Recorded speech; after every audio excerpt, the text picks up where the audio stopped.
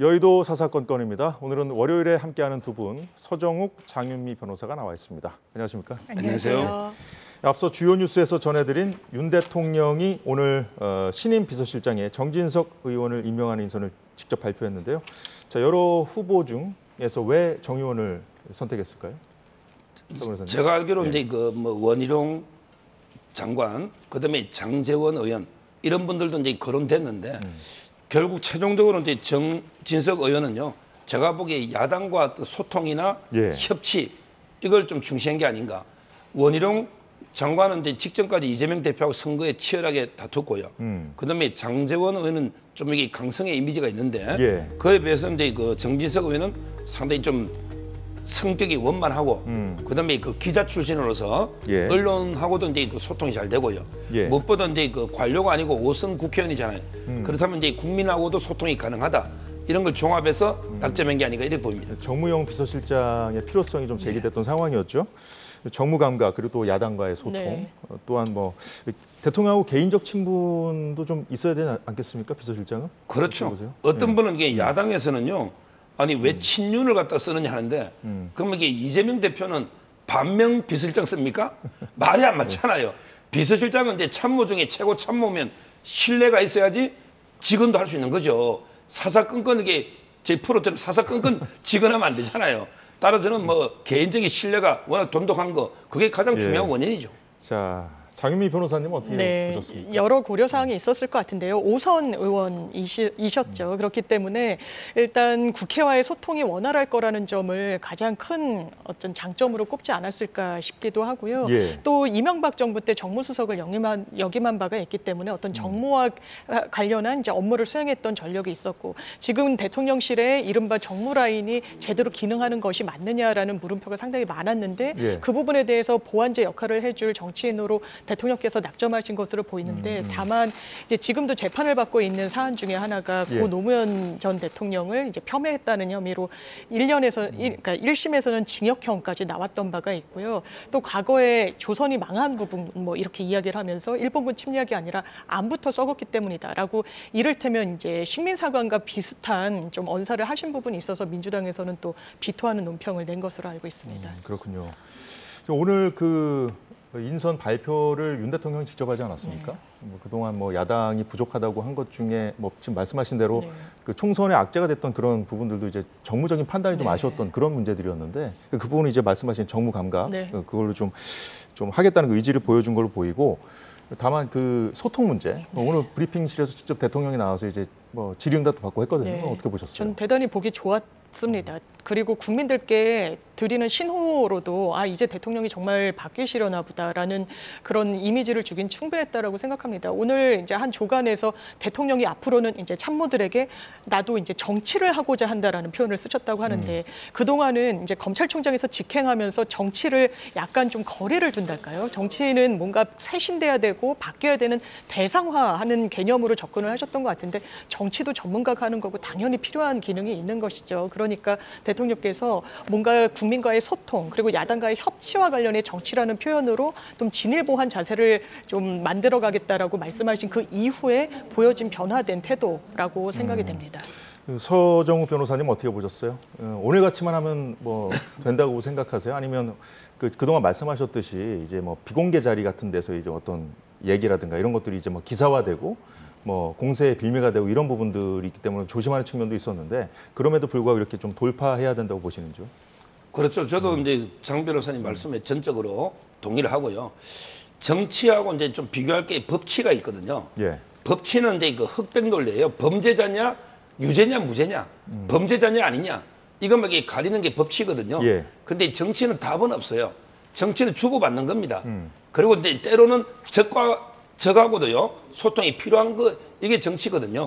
그 점에서 이제 그 기존의 어떤 흑백 논리, 이분법적 사고보다는 이제 그 정치 쪽을 하겠다는 말은 훨씬 더 야당하고도 이제 대화를 많이 하고 서로 이제 양보할 건 양보하면서 주고받는 이런 걸 이게 하겠다는 저는 상당히 긍정적인 변화다 이렇게 저도 평가합니다.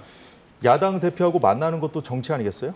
그럼요. 예. 당연히 만나고 협치를 해야죠. 그래서 오늘 그 질의응답 시간에 이재명 대표와의 회담에 대한 입장도 내놨거든요. 네. 기자들이 그 부분에 관심이 많아서 이제 질문이 있었고 답변을 했는데, 그러니까 이재명 대표의 회담에 대한 대통령의 입장 그리고 이재명 대표 발언까지 함께 듣고 이어가도록 하겠습니다.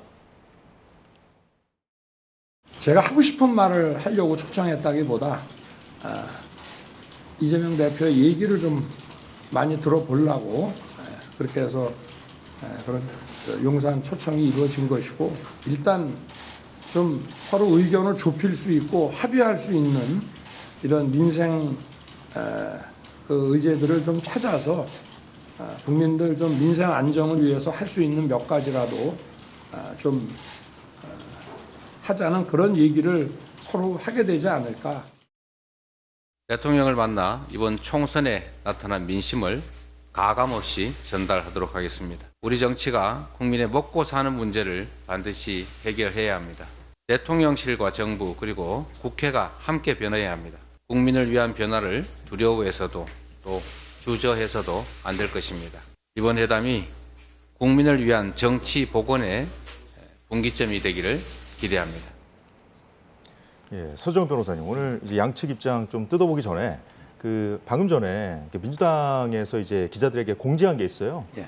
원래 사실 오늘 오후 3시에 민주당 당대표 비서실장하고 그리고 대통령실 정무수석하고 이 영수회담 준비를 위한 회동이 예정돼 있었는데, 그거를 이제 오늘 사실 지금 홍철호 전 의원도 이제 방금 전에 좀 임명했잖아요. 근데 사실 임명되자마자 이 회동을 하는 건 좀 무리가 있어 보이는데, 그걸 이유로 이제 이 회동을 못했다는 사실을 이제 알려준 건데, 이제 민주당이 근데 이 취소하는 거를 일방적으로 대통령실에서 통보를 했다. 그래서 유감까지 표명을 했거든요. 그 이유는 뭐라고 보십니까?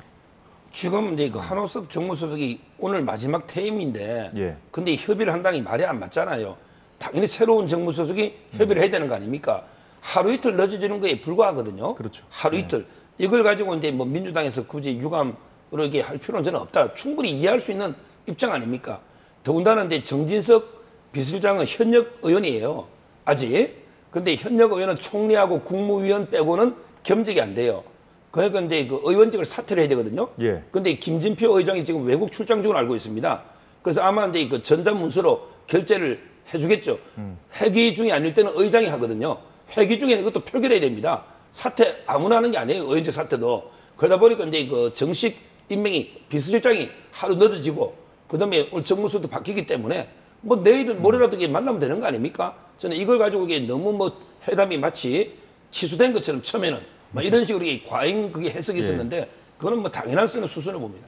언뜻 그 기사 제목만 봤을 때는 네. 뭔가 좀 문제가 생긴 것처럼 네. 좀 오도할 수 있는 그런 부분이 있는데, 민주당이 내놓은 공지만 봐도 사실 수석급 교체 예정 이 이유로 뭐 취소를 했다는 네, 거잖아요. 그렇습니다.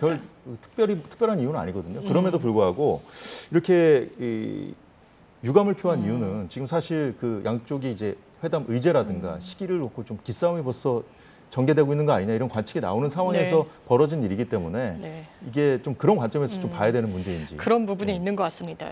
사실 늦어도 너무 늦었죠. 집권 3년 차에 접어들어서 이제 처음 야당 대표를 이제 만나시는 국면이다 보니까 네. 서로 간의 신뢰가 그동안 쌓일 기회조차가 없었던 것 같습니다. 이런 와중에 이제 민주당으로서는 오늘 뭐 정무수석 인사가 날 거라는 거는 알지 못했던 측면이 있었을 것이고요.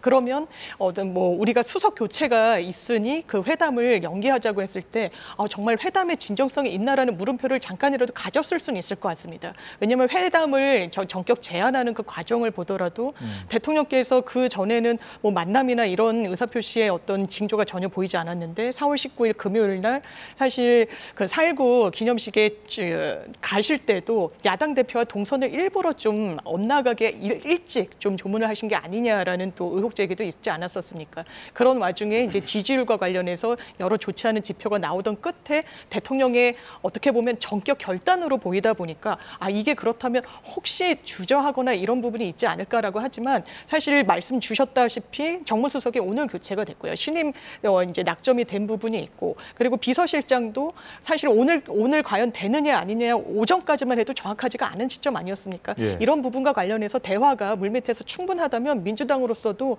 그 신뢰를 가지고 대통령과 만나는 그 자리에 충실한 논의가 가능하도록 의제 세팅을 하는데 적극적으로 참여하는 게 맞다고 생각합니다. 자, 그런데 이제 이 양쪽에서 어떤 것이 의제에 오를 거다라고 이렇게 구체적으로 뭐 이렇게 공개하거나 이런 건 없어요. 근데 다만 그 언론에서 이런 것들이 이제 대화 테이블에 올라갈 것이다라고 이제 가장 많이 거론되는 것 중에 하나가 공통적으로 주목하는 의제죠. 민생회복지원금 25만 원권이거든요. 사실 이거는 지금 오늘 아까 이제 대통령 얘기도 듣고 이재명 대표 얘기도 들었습니다만 이제 둘 다 강조한 것이 민생이잖아요, 민생. 그래서 이제 여권이 그동안 강하게 반대해온 거긴 하지만 이게 지금 언론들이 특히 주목하는 이유는 뭐라고 보십니까? 지금 이제 저는 개인적으로요, 우리 경제 현안 중에 가장 시급한 게 뭐냐? 물가 안정을 봅니다. 물가. 지금 코로나 때 워낙 돈이 풀리다 보니까 예. 물가가 상당히 그 인플레이션이 많이 된 거거든요. 근데 오늘 그 영국의 이코노미스트 잡지에서요, 부자 나라 10개 중에 일본을 제외하고 우리가 제일 잘하고 있다. 이게 물가 안정이에요. 지금 민주당은 대파 들고 막 계속 대파 들고 저는 가짜뉴스라 보거든요. 물가 제일 잘하고 있다는 거 아닙니까? 일본 빼고는. 근데 이번엔 돈을 풀면요. 돈을 풀면 이게 물가가 내릴까요? 오를까요? 이걸 시험해봐야 됩니까? 이거는 경제학의 가장 기초 아니겠습니까? 돈이 많이 풀리면 돈 풀어가기 경제가 살 것 같으면 왜 25만 원 줍니까? 제가 보기에 250만 원 주든지 저는 제가 대통령이라면 1인당 2억 5천씩 한 집에 10억씩 주지 왜 25만 원입니까? 그 기준은 뭡니까? 이렇게 저는 돈만 풀었어야 물가가 오히려 더 인플레 염려도 있고요. 이게 은발의 오줌 넣기로 과연 이걸 가지고 경제가 회복될까? 우리 코로나 때도 시험해봤잖아요. 물론 진짜 어려운 서민들한테 25만 원이 작은 뭐 돈은 아니지만 지금 이제 경제라는 게 가장 당면한 시급한 목표가 있다는 거죠. 그 점에서는 개인적으로 반대하고요. 아마 이제 정치라는 게 주고받는다면 굳이 대통령이 양보한다면 진짜 어려운 하위 계층 얼마에 얼마 주는 요 정도의 타협은 놓을지 정치라는 게 주고받는 거니까 전 국민 다 주는 거는 어렵다고 저는 봅니다. 1인당 25만 원 전 국민에게 지원한다는 이것이 이제 협상 테이블에 오르더라도 뭔가 좀 타협점으로 이렇게 얘기가 될 거다 이렇게 보시는 것 같은데 어떻게 보세요? 전 충분히 가능성이 열려 있다라고 보고요. 다만 그 큰 방향과 관련해서는 그런 부분이 있는 것 같습니다. 국가결산 주요 내용이라고 해서 원래 4월 10일 이전에 국무회의에 보고가 돼야 되는 이 국가의 주요한 결산에 대한 내역이 있습니다. 그게 총선 이후로 사실 유례가 없이 미뤄졌습니다.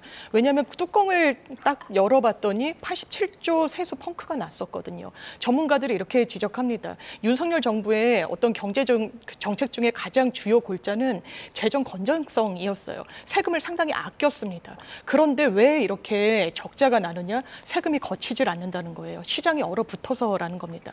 시장에서 어떤 흐름 자체가 형성되지 않을 정도로 굉장히 꽁꽁 얼어붙은 상황에 어떤 유동성과 관련한 보관은 필요하다는 이야기가 나오고 있고요. 말씀대로 시중에 한 13조 원이 풀린다는 거 아니겠습니까? 물론 이게 현금 살포 형식이 아니라 지역 화폐라고 하더라도 이게 물가를 견인할 수 있는 그런 요인으로 작용한다면 민주당 내에서도 지금 나오는 이야기를 보면 그렇다면 계층을 조금 줄이는 방향으로 정말 필요한 계층한테 드리는 방향으로 모색할 수 있다라고 이야기를 하고 있기 때문에 이게 의제에 올라간다면 저는 그런 중간 접점은 충분히 찾을 수 있다고 생각합니다. 그동안 뭐 선거 기간 내내 이제 여당에서 강하게 반대했던 사안이기 때문에 뭔가 올라온다면 두 분 말씀하셨듯이 좀 접점을 찾아가는 방향이 되지 않을까 예상이 됩니다.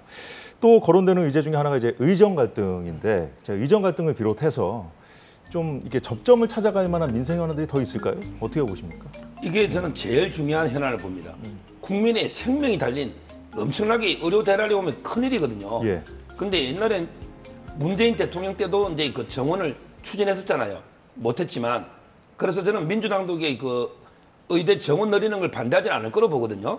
따라서 이제 그 민주당도 좀 합리적인 대안을 제시하거나 아니면 이제 그 사회적으로 거국적으로 이제 특위를 구성할 때 적극 참여해서 이제는 대안을 내놔야 됩니다. 기본적으로 국회가 원래 풀어야 될 문제거든요. 의대 정원 문제도 여러 가지 이제 의료개혁을 하면 이게 또 법을 바꿔야 되는 게 많아요. 의료법이라든지. 따라서 이제는 이제 그 비판만 하지 말고 민주당도 책임 있는 국회 다수당으로서 대안을 제시하면서 협의를 해야 된다. 이게 저는 중요하다 보고요. 예. 그다음에 더 하나 본다면 연금도 중요합니다. 연금 이게 고갈되면 이게 못 받거든요. 이런 부분도 이게 어떻게 입장이 뭔지 대통령이 지금 이제 연금 개혁에 시동을 걸려고 해요. 계속 공약이었거든요. 이 부분도 한번 협의해 볼 수 있는 거고요. 예. 그다음에 하나만 더 말하면 뭐 수없이 많지만 대통령 거부권 1호가 양곡관리법이에요. 그런데 이 부분도 쌀 농가가 자연 시장에 맡기면 수요 공급에 따라 재배 면적이 줄 수가 있는데 예. 그냥 가격을 보장해 줘 버리면 계속 그 쌀을 농사 지을 거 아닙니까? 이것도 이게 큰 문제의 재정 적자 이런 것도 이게 거부권을 행사해서 1호거든요. 이것도 한번 이게 허심탄회하게 예. 대화할 필요가 있다 봅니다.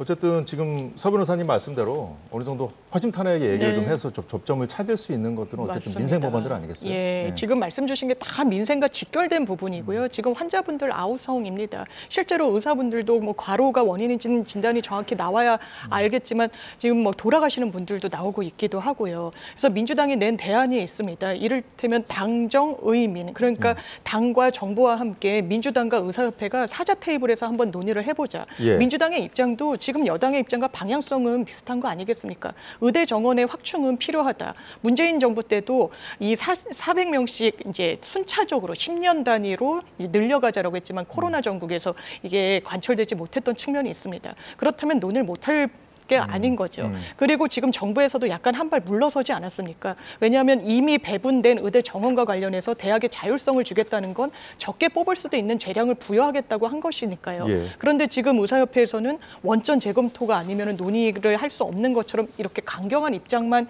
견지해서는 어떠한 해답도 나오지 않을 겁니다. 그 피해는 국민들 그리고 의사들께도 돌아갈 수가 있는 부분이기 때문에 이 부분에 대해서 출로를 어떻게 마련할지 전 당연하지만 이재명 대표와 윤석열 대통령께서 의논할 수 있는 부분이라고 생각하고요. 예. 양곡관리법은 대통령께서 한번 이 거부권을 행사하셨었죠. 그러면서 법이 미세하게 좀 조정이 됐었습니다. 그 당시에는 뭐 종전의 생산량보다 어느 정도 향상됐을 때 이제 의무 매수를 하게 했지만 지금 위원회에서 그 부분을 좀 판단하도록 조치가 바뀌었었는데 이 부분도 식량 주권, 식량 안보라는 말이 있습니다. 쌀이 특히나 그렇고요. 그런 부분과 관련해서 다시 한번 거부권을 행사하시는 건 저는 농민계에도 좋지 않을 것이기 때문에 이 예. 부분도 좀 전향적인 대통령의 태도 변화가 있기를 좀 희망합니다.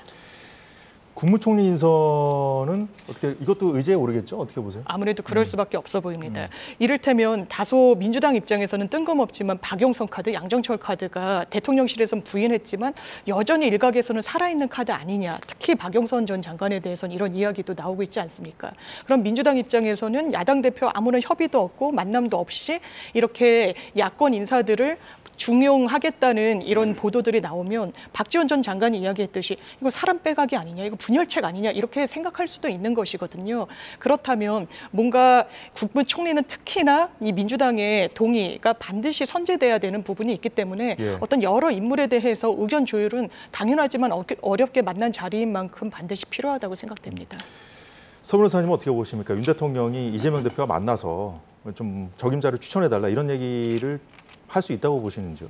그거는 이제 말이 안 되는 거죠. 대통령은 윤석열입니다. 대통령은 이재명이 아니에요. 우리 헌법은 대통령에게 국무총리 임명권을 주고 있는 겁니다. 이걸 왜 이재명 대표한테 추천하라 합니까? 그냥 국회는 이제 검증해서 도저히 부적격자를 걸러내는 동의권밖에 없는 거죠.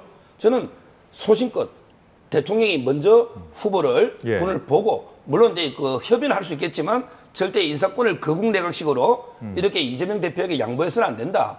그게 총선 민의가요. 국민의힘 찍은 분이 45%, 민주당이 50입니다. 오늘 리얼미터 이건 이제 선거 끝나서 자유롭게 좀 소개하면 리얼미터의 정당 지지도가요. 예. 국민의힘이 35.8, 그다음에 민주가 35입니다. 국민의힘이 민주당보다 지지율이 높아요. 오늘 여론조사입니다. 리얼미터. 그런데 왜 백기투항식으로 총리 지명권을 야당에 넘겨줍니까? 그거는 대통령 지지율이 뭐 10% 거의 와해 직전에 옛날에 뭐 노무현 대통령도 10%까지 떨어진 적이 있었잖아요.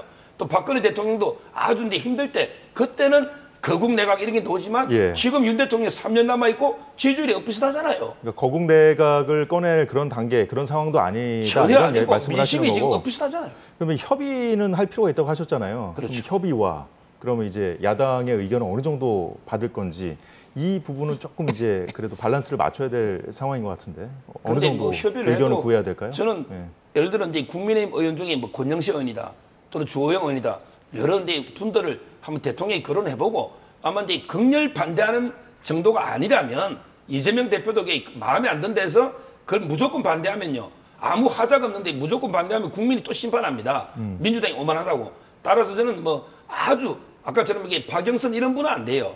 왜 그러냐면 이거는 협공 그건 말이 안 되죠. 우파 쪽에서도 반대합니다.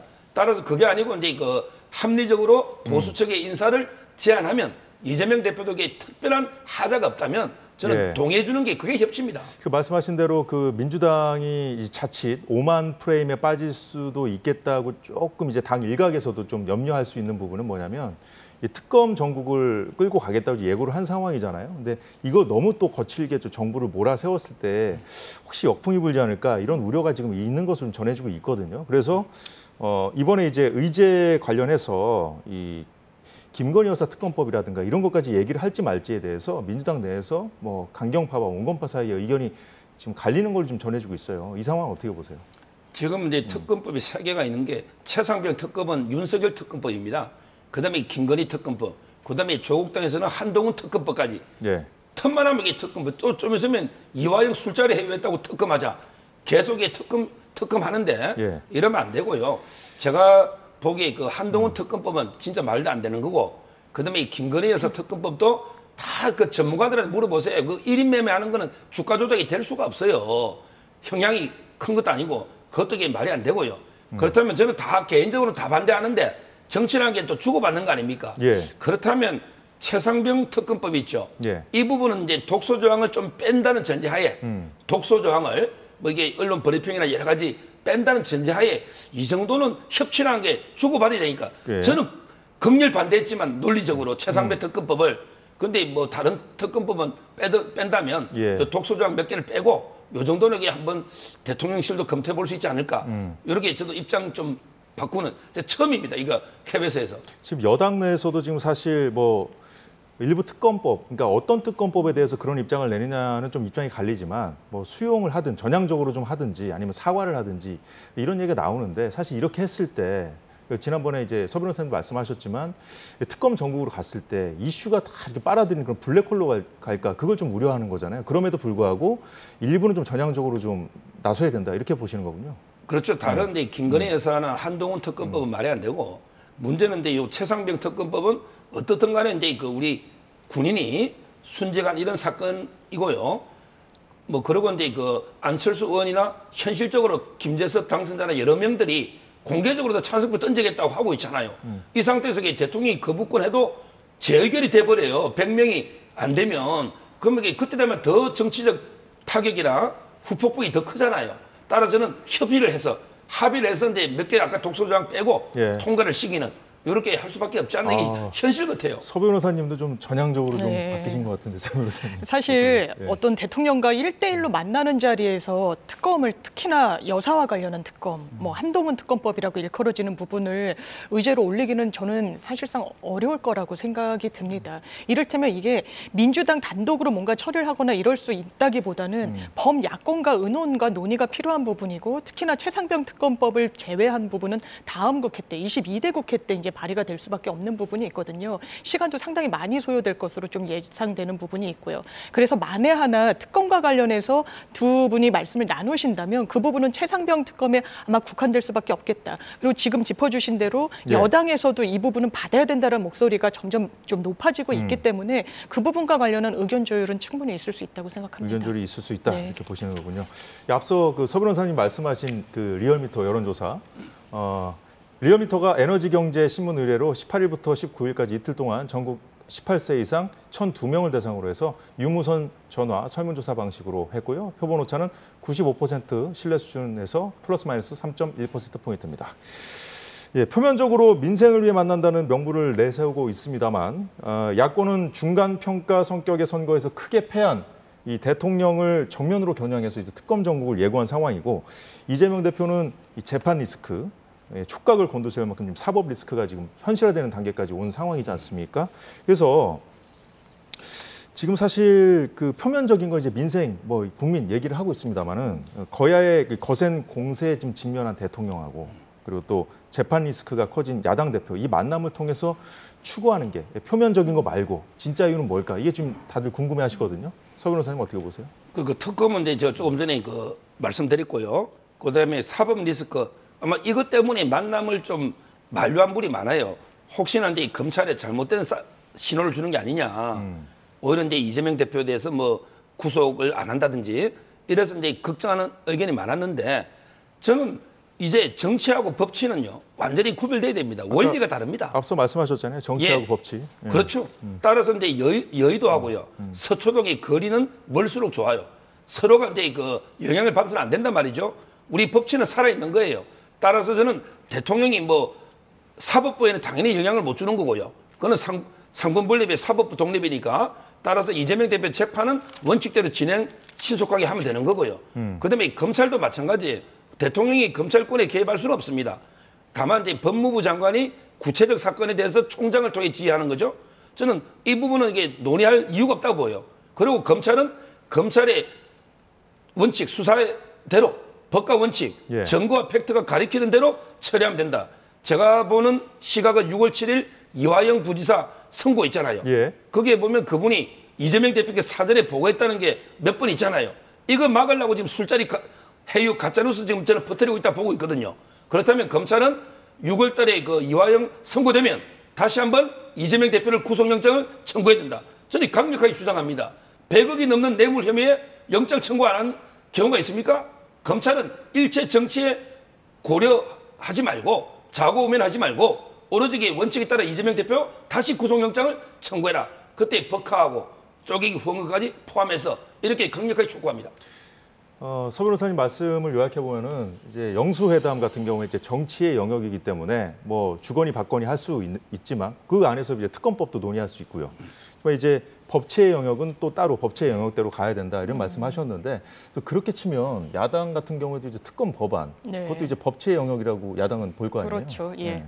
그리고 지금 말씀 주신 부분 중에 동의가 되지 않는 부분은 이를테면 대통령께서 이재명 대표를 만났을 때 이 부분이 검찰의 잘못된 신호로 가닿는 거 아니냐. 지금 그런 이유로 이재명 대표가 8번 요청했지만 다 거절했던 거 아닙니까? 저는 그런 인식이 사실이라면 검찰과 법원을 굉장히 폄훼한다라고 생각합니다. 대통령, 왜냐하면 이재명 대표는 지금 재판을 받고 있는 신분도 분명히 존재하지만요.